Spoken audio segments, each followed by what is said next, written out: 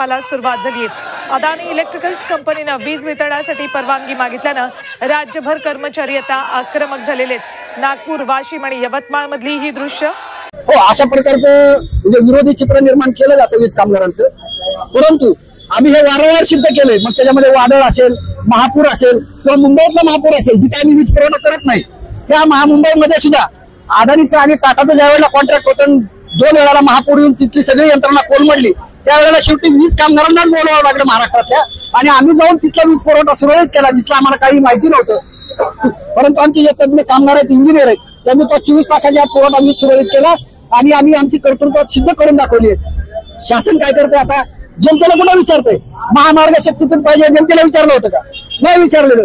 आता आहे तसंच तुम्हाला कुठला हे पुरवठादार पाहिजे असं जनतेला विचारलेलं का? नाही विचारलं। सामान्य जनताही आज त्याला इतकं गुरफटून ठेवलेलं आहे, सामाजिक विषयामध्ये, धर्म या विषयामध्ये, जात या विषयामध्ये इतकं गुरफटून ठेवलेलं आहे की त्याला दुसरा विचार करायला त्यांनी ठेवलेलाच नाही। म्हणून सत्य हे जनतेकडे येत नाही आणि त्या भ्रमामध्ये त्यांना गुंडाळून ठेवून हे मागच्या दाराने सगळे उद्योग चालू आहेत। महाराष्ट्र जनसुरक्षा कायदा येतोय, त्या कायद्याच्या अंतर्गत जे कुठलेही संघटन असेल त्यांना कसल्याही प्रकारचं आवाज उठवता येत नाही असं बोललं जातंय। यावर तुमची काय भूमिका आहे? सत्य आहे हे। आता कुणालाही काय केलं जातं, अर्बन नक्षलवादी म्हणून संबोधलं जातं। अर्बन नक्षलवादाची सिंपल व्याख्या केली। आता यांना वारकरीमध्ये सुद्धा आता जी वारी गेली त्याच्यामध्ये सुद्धा अर्बन नक्षली घुसलेत असा अतिशय ठुकराट आरोप काही आमदारांनी केला। याच्यावरून यांच्या बुद्धीची कल्पना करा आणि भविष्यामध्ये हा जनसुरक्षाच्या नावाखाली हे जे संघटना किंवा आमच्यासारखे पदाधिकारी किंवा जनतेमधले जे काही समाजसेवक आहेत त्यांचा आवाज दाबण्याचा, त्यांना बोलू न देण्याचा आणि सत्य काय आहे जनतेसमोर येऊ न देण्याचा हा कुठेल दावा। मागण्या जर मान्य नाही झाल्या तर काय पुढची भूमिका आहे? आमची भूमिका ठामपणे आहे। यांनी याच्यावर थांबवलं नाही तर आमच्या बरोबर आज ज्या काही संघटना आहेत आमच्या मधल्या, जनता आमच्या बरोबर नाही, त्यांना आम्ही प्रबोधन करून घेण्याचा प्रयत्न करणार आणि हे संकट आम्ही बेमुदत करावं लागणार तरी बेमुदत संप करून हे आम्ही हाणून पाडणार। धन्यवाद।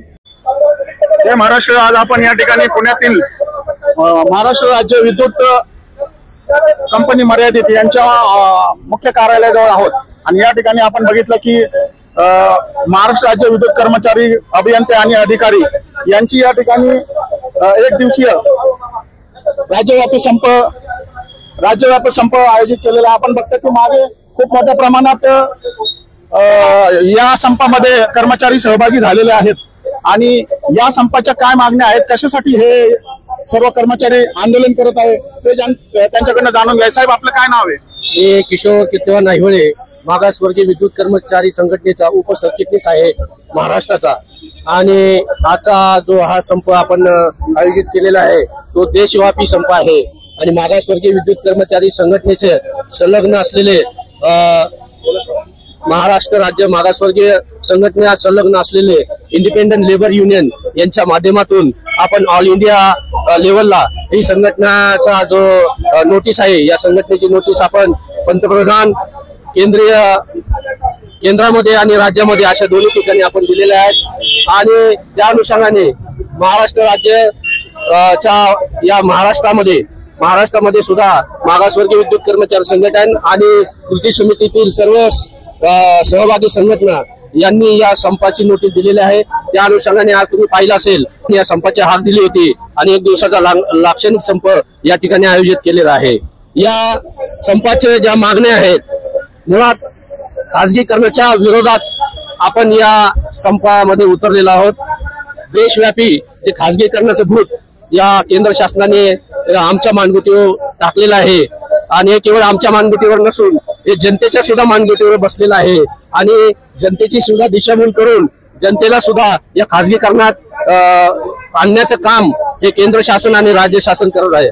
महावितरणमध्ये पॅरलल लायसन्स देण्याचा जो घाट घातलेला आहे, ती पॅरलल लायसन्स शहरी भागामध्ये पुणे असेल, संभाजीनगर असेल, नागपूर असेल अशा शहरी भागामध्ये पॅरलल लायसन्स देण्याचा घाट या शासनाने घातलेला आहे। आणि पॅरलल लायसन्स देत असताना जे MERC आहे त्यांनी नुकतीच एक जाहिरात प्रसिद्ध केलेली आहे आणि त्यांना तत्वता मान्यता दिलेली आहे आणि त्या संदर्भातल्या हरकती 16 जुलै पर्यंत मागवलेल्या आहेत आणि 22 जुलैला त्याची सुनावणी होणार आहे। आणि हे करत असताना MERC ने अनेक गोष्टी क्लिअर न करता ही जी काही सुनावणी ठेवलेली आहे त्याच्यामध्ये जी पॅरलल लायसन्स देणार आहे त्याच्यामध्ये टोरंटो असेल, टाटा असेल किंवा अदानी असेल या महावितरणच्या भागामध्ये त्यांना पॅरलल लायसन्स देत असताना त्याच्यामध्ये त्याची स्वतःचे इन्फ्रास्ट्रक्चर उभं करणार किंवा महावितरणचं इन्फ्रास्ट्रक्चर वापरणार त्याची क्लिअरिटी अजूनपर्यंत त्यांनी दिलेली नाहीये. आणि जर का त्याला नवीन इन्फ्रास्ट्रक्चर उभं करायचं असेल आणि एकीकडे शासन जर म्हणत असेल की ग्राहकांना स्वस्तात वीज दर मिळावी, चांगली सेवा मिळावी याच्यासाठी आपण स्पर्धात्मक वातावरण निर्माण करतोय, तर हे काय शक्य होणार नाही. कारण 5 वर्षामध्ये 20,000 कोटीचं त्यांना भांडवली गुंतवणूक या पुणे शहरामध्ये करावी लागणार आहे. आणि जर 20,000 कोटीची गुंतवणूक करायची असेल तर वर्षाला 4,000 कोटी साधारणपणे या वीज ग्राहकावर भार येणार आहे. म्हणजे ज्या भागामध्ये इन्फ्रास्ट्रक्चर तयार करायचं आहे त्या भागामध्ये राहणाऱ्या ग्राहकावर तर त्याचा भार येणारच आहे, परंतु ऑलरेडी ज्यांच्याकडे इन्फ्रास्ट्रक्चर तयार आहे त्या भागातल्या ग्राहकावर सुद्धा याचा भार येणार आहे. आणि म्हणून महत्वाची ही जी काही मागणी आहे की हे पॅरलल लायसन्स देण्याचं धोरण तुम्ही रद्द करावं, महावितरण मधला राजकीय हस्तक्षेप बंद करावा आणि महावितरण कंपनीला जे काही काम करण्यासाठी जे काही सुविधा देणे गरजेचं आहे त्या व्यवस्थितपणे देण्यात यावे, याच्यामुळे ग्राहकांना चांगली सेवा देता येईल अशी भूमिका संघटनेची आहे. मागासवर्गीय विद्युत कर्मचारी संघटनेने 2022ला हिवाळी अधिवेशनावर पॅरलल लायसन्सी, खाजगीकरण, मागासवर्गीयांचा अनुशेष, पदोन्नतीमधील आरक्षण या संदर्भामध्ये हिवाळी अधिवेशनावर 10,000 कर्मचाऱ्यांचा मोर्चा आम्ही नेला होता. परंतु सातत्याने 2 वर्ष पिरियड गेल्यानंतर आता महाराष्ट्र शासनाच्या महाराष्ट्र इलेक्ट्रिसिटी रेग्युलेटरी कमिशनने 22 तारखेला पेपरमध्ये ज्या काही जी ऍड दिली की कोणाच्या काही हरकती असतील, म्हणजे विशेषतः अदानी, अंबानी आणि टाटा यांना MERCच्या माध्यमातून जो केंद्रामध्ये कायदा झालेला आहे त्या कायद्याच्या अनुषंगाने त्यांनी MERCकडे अपील केलेलं आहे की आम्हाला जो काही पुणे, नवी मुंबई, मराठवाड्यातील भाग, नागपूर असे आम्हाला चालवण्यासाठी पॅरलल लायसन्ससाठी देण्यात यावी अशी मागणी केलेली आहे. आणि ह्या 16 तारखेला त्या संदर्भामध्ये पूर्ण महाराष्ट्रामध्ये त्याच्या हिअरिंग घेत आहेत.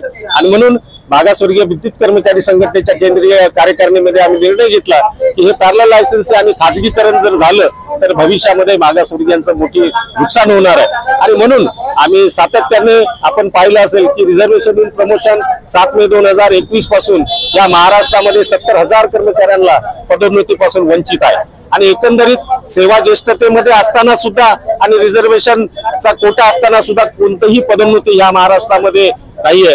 परंतु मागासवर्गीय विद्युत कर्मचारी संघटनेने केंद्रीय कार्यकारिणीने निर्णय घेतला आणि सुप्रीम कोर्टामध्ये ऍडव्होकेट इंदिरा जयसिंग सारख्या ऍडव्होकेट आम्ही ह्या सुप्रीम कोर्टामध्ये आमची केस दाखल केलेली आहे. येत्या 17 जुलैला कदाचित नवीन आता सरन्यायाधीश भूषण गवई साहेब आले, त्यामुळे आम्हाला एक मागासवर्गीय कर्मचाऱ्यांना, अधिकाऱ्यांना एक मोठ्या प्रमाणात अपेक्षा आहे की हा रिझर्वेशन इन प्रमोशन आपल्याला लागू करतील. आणि विशेषतः या पुणे शहरामध्ये 2000 कोटीचा महसूल असताना अदानी सारख्या माणसाला आम्ही म्हणतो की त्यांनी मराठवाड्यात जायचे. आमची भूमिका ही जर खाजगीकरणाच्या विरोधामध्ये आम्ही सत्तामध्ये उतरलो आहे. हे जे सरकार महाराष्ट्र सेंट्रल गव्हर्नमेंटने पॅरलल लायसन्स नावाची एक नवीन संकल्पना आणली आहे त्याला आमचा पूर्णपणे विरोध आहे. कारण आम्ही आमच्या कामगारांनी, अधिकाऱ्यांनी जी मोठ्या कष्टाने ही कंपनी उभारली आहे, या कंपनीचं जे स्ट्रक्चर आहे, इन्फ्रास्ट्रक्चर आहे, त्या कंपन्यांना नाममात्र दरात वापरण्यास मिळणार आहे. व जे नफ्यातले पॉकेट आहे आपले पुणे, मुंबई, नागपूर, औरंगाबाद यातील रहिवासी, कॉर्पोरेशनचा भाग, MIDC एरिया, इंडस्ट्रियल बेल्ट असे जे काही महत्वाचे पेइंग पॉकेट आहे तोच सरकार व MERC या खासगी भांडवलदारांच्या घशात घालून या महावितरणला देशोधडीला लावणार आहे. याचा आम्ही या ठिकाणी निषेध करतो व आम्ही विरोध करण्याकरता हा संप उभारला आहे. जर मागण्या पूर्ण नाही झाल्या तर काय पुढची भूमिका? जर आमच्या मागण्या पूर्ण नाही झाल्या तर आमचा पुढचा टप्पा म्हणजे एकतर 72 तासांचा संप किंवा बेमुदत संप अशी आमची भूमिका राहणार आहे. आपल्या संपामुळे जनतेला त्रास होतोय, ग्राहकांना त्रास होतोय, त्याबद्दल काय भूमिका आहे? जनतेला त्रास होऊ नये अशी आमची भूमिका आहे. परंतु भविष्यामध्ये जे विजेचे संकट येणार आहे, उदाहरणार्थ 1950 ला राज्यघटना लागू झाली, त्याच्या आधी विजेची जे परिस्थिती अशी होती की जो श्रीमंत माणूस होता त्यालाच विजेचं कनेक्शन मिळत होतं. जो गरीब होता गरीबाला वीज मिळत नव्हती. परंतु डॉक्टर बाबासाहेब आंबेडकर यांनी राज्यघटनेची तरतूद केली की ही वीज कंपनी राज्य सरकारच्या अखत्यारीत पाहिजे. त्यामुळे आज सर्वसामान्य गरीब माणूस बीपीएल होल्डर याला पण स्वस्त वीज मिळत आहे. भविष्यामध्ये ग्राहकाला खूपच महागडी व गरीबाला तर अजिबात वीज मिळणार म्हणजे परवडणार नाही अशी वीज होईल. त्याच्यामुळे ग्राहकांनी थोडंसं कळ सोसली पाहिजे असं आम्हाला आमची सर्वांची विनंती आहे. माझं नाव रवींद्र गायकवाड, मागासवर्गीय विद्युत कर्मचारी संघटनेचा झोन सचिव. आज या संपाच्या कृती समितीच्या संपाच्या वतीनं आम्ही आज इथं सगळे जमलेलो आहोत. आणि मागासवर्गीय विद्युत कर्मचारी संघटन यांच्यामार्फत स्वतंत्र मजदूर युनियन देशव्यापी संपाची नोटीस पंतप्रधानांना दिलेली आहे. आणि त्या अनुषंगाने आज आम्ही या संपा कृती समिती सहित आज सहभागी झालेलो आहोत. आणि मुख्य म्हणजे की जे काही वीज समांतर वीज वितरण परवाना जे अडाणी अंबानी वगैरे टोरंटो वगैरे अशा कंपनीने वीज नियामक आयोगाकडे सादर केलेला आहे. आणि समांतर वीज परवाना म्हणजे की आजची जे महावितरण कंपनी आहे त्या महावितरण कंपनीचं ट्रान्सफॉर्मर लाईन मिडल पिलर हेच वापरून त्यांची कसली यंत्रणा न वापरता ते महावितरण कंपनी सगळं वापरून ते त्यांचा बिझनेस करणार आहेत. तर त्यांच्या भूमिकेला आमचा तीव्र विरोध आहे. आमचं ऑफिस आमचं लाईन आमचं सगळं आणि त्याचं कसली यंत्रणा नसून आज एमएससीबीला टेक ओव्हर करण्याचं काम चालू आहे आणि सरकार त्यांना मदत करतं असा आमचा आरोप आहे. धन्यवाद.